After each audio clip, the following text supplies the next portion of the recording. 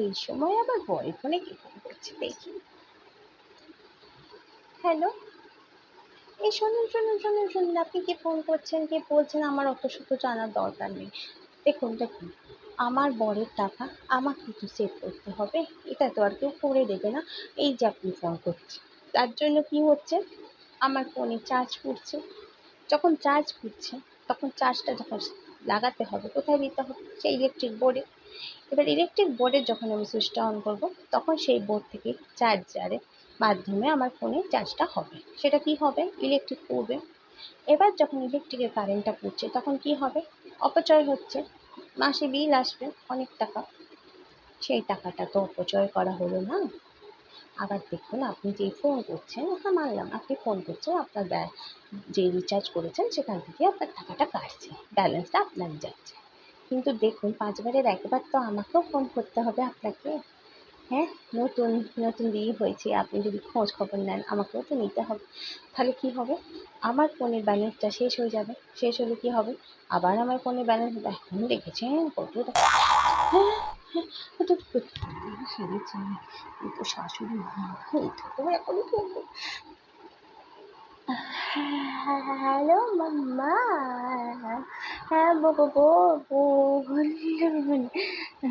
না না না, একেবারেই না, আমি তো আপনাকে বলতেই চাইনি। না, আপনার সৌমু, মানে আমার বর তো, তো ওর টাকা গেলে আপনারও যেমন কষ্ট আমারও তো। সেই ভালো ভেবে আর কি বলে ফেলেছিলাম, আমি বুঝতে পারিনি আপনি, না আপনি তো আমাকে নিয়ে গর্ব হওয়ার কথা, তাই না মা? আমি বিয়ে হয়েছে 10 দিনের মাথায় আপনার ছেলের টাকা পয়সা সাশ্রয় করার কথা ভাবছি তো। চুপ করো কেন? আহ,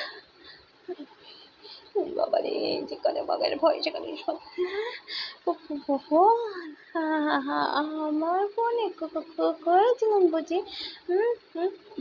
ব্যস্ত ছিল ফোন, না না না না, ও হতেই পারে না, নিশ্চয়ই ওই নেটওয়ার্ক ইস্যু হচ্ছিল।